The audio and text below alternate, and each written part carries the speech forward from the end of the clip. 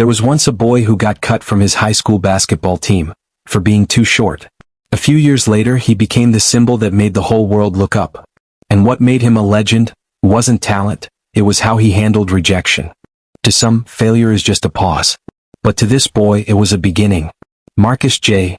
Carter was born in a working-class neighborhood in the American South. A tiny wooden house, creaky roof, and plank walls that shook when the wind blew. His father worked at a factory, strict, quiet, but always said, "If you want something, you better go out and earn it." Marcus loved basketball before he could even reach the hoop. He nailed a rusty pipe to the wall, rolled up socks into a ball. Every afternoon after school, he practiced on a cracked concrete court, where the net had long since rotted away. He threw, missed, picked up the ball, threw again, and kept going, until darkness covered the court. Kids often laughed, "You're too skinny. You can't jump." But he just smiled, picked up the ball, and said nothing. To Marcus, basketball wasn't just a game. It was his only way out of a life he refused to repeat. The more he loved basketball, the more he craved to be seen. But in 10th grade, that hope was crushed by a single piece of paper. He tried out for his high school basketball team. He trained hard, stayed focused, and waited for results. On announcement day, he rushed to the notice board in the schoolyard. His eyes scanned for the name, Marcus Carter, shooting guard. But that name wasn't there. Not on varsity. Not even on junior varsity. Friends stared, then looked away. One muttered, "Maybe he's just too short." He forced a smile, walked quietly to the locker room restroom, closed the door, and for the first time in years he cried, "Maybe I'm just not good enough. Maybe I'll never be enough." That night, Marcus skipped dinner. He sat in the dark, listening to the sound of sneakers squeaking on the gym floor. But in that silence, one voice echoed in his mind, his father's. "You want it? Then don't just sit there and cry." After that night of tears, he made a silent vow never to cry again. Not because the pain disappeared, but because he chose a different response. From the very next morning, Marcus began waking at 4:30 a.m. every day.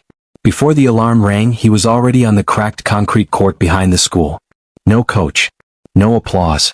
Just him, his worn-out sneakers, and a rusted hoop nailed to a brick wall. He started with 100 free throws. If he missed, he started over. On sunny days, he sweat like a storm. On rainy days, he trained like it was his last chance to play.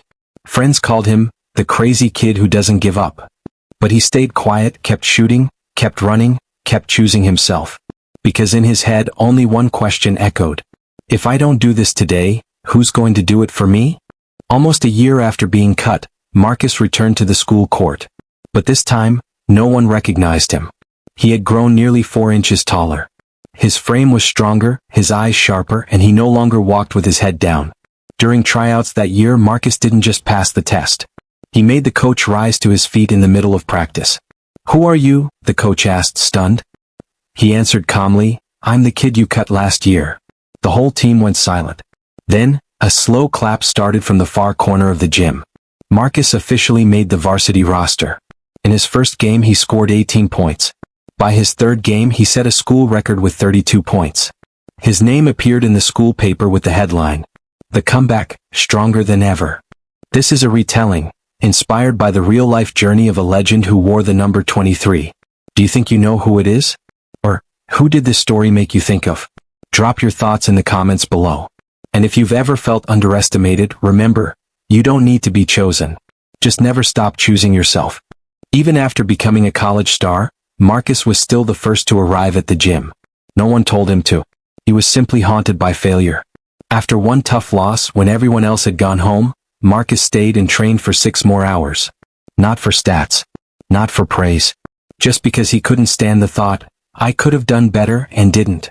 He memorized every missed shot and repeated it until it became muscle memory. To Marcus, failure wasn't scary.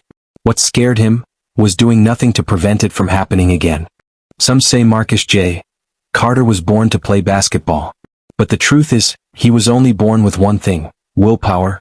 No one is born a legend.